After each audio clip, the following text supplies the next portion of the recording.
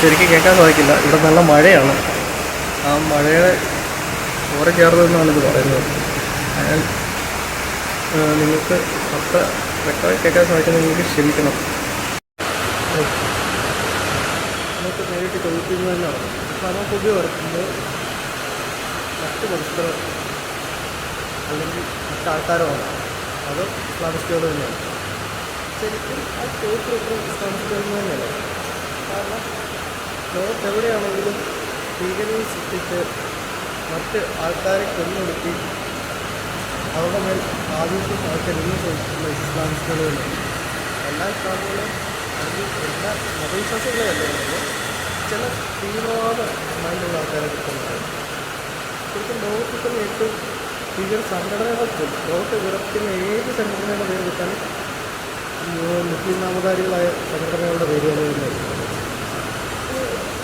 ഇപ്പോൾ ഇസ്ലാമിൻ്റെ ഇന്ത്യൻ എന്ന് പറയുന്ന സൗദി അറേബ്യ പോലും വളരെയധികം മാറ്റങ്ങളുടെ കാലഘട്ടത്തിലാണ്. അവിടെ പോയി സ്ത്രീകൾക്ക് ഇപ്പോൾ വണ്ടി ഓടിക്കാനുള്ളതും മറ്റ് പല ഗണ്യമായ മാറ്റങ്ങൾ അവിടെ വന്നു തുടങ്ങി. അപ്പോഴാണ് ബാക്കിയുള്ള രാജ്യങ്ങളിൽ ഇത് മാറ്റം ഉണ്ടാകാതെ കൂടുതൽ ഭീഷണിയായിട്ട് പോകുന്നത്. പിന്നെ ഏറ്റവും ഒടുവിലത്തെ ഉദാഹരണമാണ് നമ്മളെ കോളേജ്. ശരിക്കും ഒരു കോളേജ് എന്ന് പറയുന്നത് വിദ്യാഭ്യാസ സ്ഥാപനമാണ്. അവിടെ എന്താണ് ഏത് മതമാണെങ്കിലും പ്രാക്ടീസ് ചെയ്യുന്നത്. മതം പ്രാക്ടീസ് ചെയ്യാനാണ് നമ്മൾ പോകുന്നത്. ശരിക്കും ഏതൊരു മതത്തിനേക്കാളും മുകളിലല്ലേ വിദ്യാഭ്യാസത്തിന് സ്ഥാനമുണ്ട്. അപ്പം വിദ്യ അഭ്യസിക്കാൻ പോകുന്നത് വിദ്യ മാത്രം അഭ്യസിക്കാൻ പോകും. മറ്റു കാര്യങ്ങൾ എന്തിനാണ്? വളരെ ചുരുക്കം ആൾക്കാർ ബാക്കിയുള്ള ഭൂരിപക്ഷം വരുന്ന ആൾക്കാരുടെ മേൽ അതിശയത്ത് സ്ഥാപിച്ച് അവർ തന്നിലേക്ക് ഭീഷണികൾ തൊട്ട് നിർത്താനാണ് ശ്രമിക്കുന്നത്. നമ്മൾ ഈ രാക്ഷസൻ സിനിമയൊക്കെ കാണുമ്പോൾ പറയുന്ന പോലെ ബാക്കിയുള്ളവർക്ക് പേടി വരുന്ന കാണുമ്പോൾ അവർക്കെന്തോ സൈക്കോളജിക്കലായിട്ട് എന്തോ കിക്ക് വരുന്നത്, ഒരു മാനസിക ആഘാതം വരുന്നത്.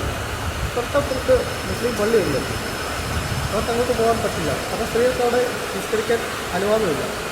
സ്വന്തം മതത്തിൻ്റെ ഒരു ആരാധനയ്ക്ക് കയറാൻ പറ്റാത്ത പെൺകുട്ടികളാണ് മറ്റൊരു മതവിഭാഗത്തിൻ്റെ കോളേജിൽ അവർക്ക് അവരുടെ മതം പ്രാക്ടീസ് ചെയ്യാൻ സമ്മതിക്കണമെന്ന് പറയുന്നത്.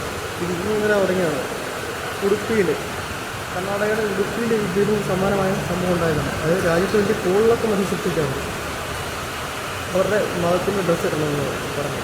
ഇത് കൂടാതെ ഒരു മതപുരോഹിതൻ ഒരിക്കൽ പറയുന്ന കേട്ടു, ആശുപത്രികളിൽ അവർക്ക് മതം പ്രാക്ടീസ് ചെയ്യാൻ അല്ലെങ്കിൽ അവരുടെ മതത്തിനായ ഡ്രസ്സ് ധരിക്കാൻ സമ്മതിക്കണം. അല്ലെങ്കിൽ മുസ്ലിം നാമധാരിയായ സ്ത്രീ അന്യവസ്ത്രനായ ഒരു പുരുഷൻ്റെ സ്വകാര്യതയിലേക്ക് എത്തിപ്പെട്ടാൽ അത് ആശുപത്രിയുടെ ആ പരിപാവന രീതിയിൽ തന്നെ പൊളിക്കുന്ന രീതിയിലാണ് അദ്ദേഹം പറഞ്ഞത്. അത് അന്യവസ്ത്രൻ്റെ സ്വകാര്യതയിലേക്ക് മുസ്ലിം നാമധാരിയായ പെൺകുട്ടി നോക്കാൻ പറ്റില്ല. അവൾ ഡോക്ടർ ആയിക്കോട്ടെ, നേഴ്സ് ആയിക്കോട്ടെ, എന്തും ആയിക്കോട്ടെ, അതൊക്കെ എവിടുത്തെ ന്യായമാണ്.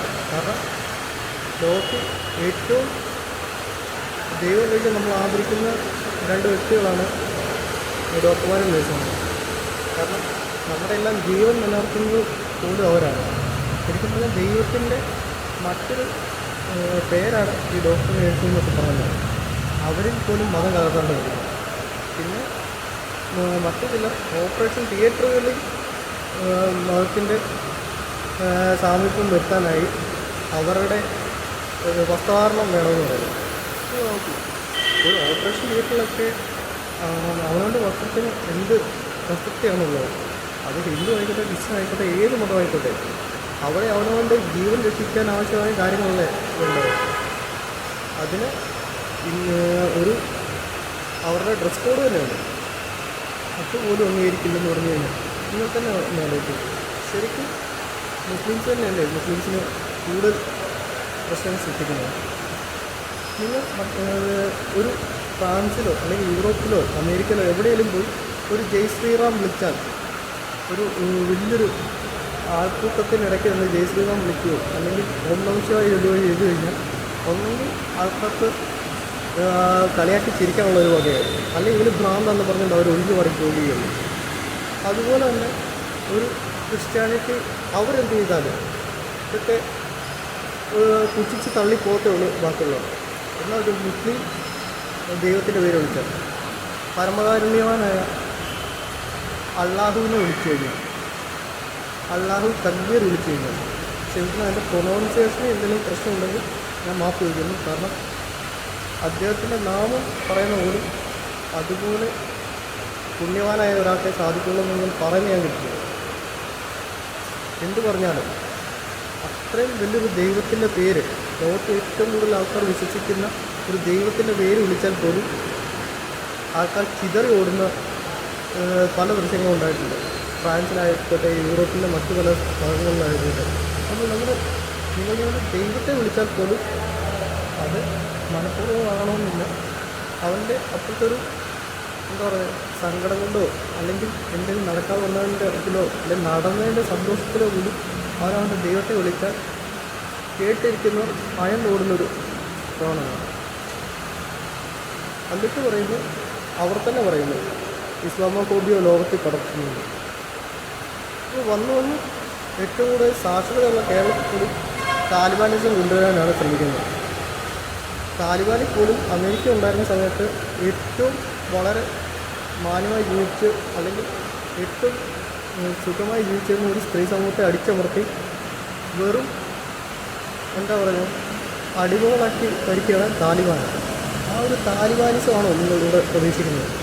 ബാക്കിയുള്ള മതസ്ഥരെല്ലാം നിങ്ങളുടെ അടിമകളും നിങ്ങൾ അവർക്ക് മേളിലും ആവണമെന്ന് നിങ്ങൾക്ക് എങ്ങനെ ചിന്തിക്കാൻ പറ്റും? കാരണം ഇത് ഇന്ത്യയിൽ ഏറ്റവും കൂടുതൽ ഹിന്ദുക്കളാണ്.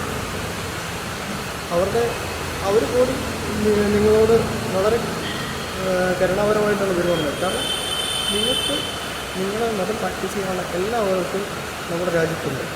ഒരിക്കലും അതിനൊരു ഹിന്ദുവിനോ ക്രിസ്ത്യാനിക്കോ നിങ്ങളെ തടയാൻ കഴിയില്ല. അത് നിങ്ങളുടെ മാത്രം മൗലികാവകാശമാണ്. പക്ഷേ അതുപോലെ പ്രാക്ടീസ് ചെയ്യാനുള്ള എല്ലാ അവകാശവും മറ്റു മതങ്ങൾക്കുമുണ്ട്. നിങ്ങൾ എന്തുകൊണ്ടാണ് അതിന് തടയിടുന്നു? നിങ്ങളുടെ ഒരു മുസ്ലിം നാമത്തിലുള്ള ഒരു സ്ഥാപനത്തിൽ ഒരു ചാപ്പൽ നിങ്ങൾ നിർമ്മിക്കുക. ക്രിസ്ത്യൻ പിള്ളേർക്ക് പ്രാർത്ഥിക്കാനായിട്ട് നിങ്ങൾ ഒരു ചാപ്പൽ സൃഷ്ടിക്കുക. അല്ലെങ്കിൽ ഒരു പൂജാമുറി ഹിന്ദുക്കൾക്ക് വേണ്ടി ഒരു പൂജാമുറി നിങ്ങൾ അനുവദിക്കുക. അപ്പോൾ പിന്നെ മറ്റു മതത്തിൻ്റെ സ്ഥാപനത്തിൽ നിങ്ങളുടെ ആരാധനാലയം വേണം, അല്ലെങ്കിൽ നിങ്ങൾക്ക് നിശ്ചയിക്കാനുള്ള മുറി വേണമെന്ന് പറയുന്നതിനകത്ത് എന്ത് യോഗ്യതയാണുള്ളത് നിങ്ങൾക്ക്? അല്ലെങ്കിൽ നിങ്ങൾ കൂടുതൽ ജനാധിപത്യമാണ് നിങ്ങൾ ആഗ്രഹിക്കുന്നത്. നിങ്ങൾ ഏറ്റവും കൂടുതൽ ഇവിടെ ശബരിമല സ്ത്രീയെ കയറിയപ്പോൾ വലിയ പ്രശ്നം ഉണ്ടായതാണ്.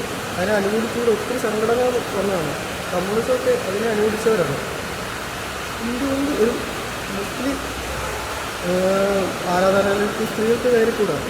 ഒരു വിശ്വാസത്തിൻ്റെ ഭാഗമല്ല. നിങ്ങളാദ്യം നിങ്ങളുടെ മതത്തിൽ മാറ്റം കൊണ്ടുവരാനും അതിനെ എന്താ പറയുക ആധുനിക കാലവുമായിട്ട് കൂട്ടിയോജിപ്പിക്കുന്നു. വെറുതെ ദൈവത്തെ ഓർത്ത് മതോദ്ദേശം ഇവിടെ പടർത്തി നിങ്ങൾ തന്നെ മറ്റുള്ളവർക്കൊന്ന് പേടിപ്പെടുന്ന ഒരു എന്തെങ്കിലും തീവ്ര സത്യമാകാതെ ഇരിക്കട്ടെ. ഞങ്ങളെല്ലാം ദൈവത്തെ വിശ്വസിക്കുന്ന ആൾക്കാരാണ്. അതുപോലെ നിങ്ങൾ ആ പരമകാരുണ്യവാനായ അള്ളാഹുവിൻ്റെ നാമം നിങ്ങൾ മറ്റുള്ളവർക്കൊന്നും ചീത്തയാക്കാതിരിക്കുക. അത്രേ പറയാനുള്ളത്.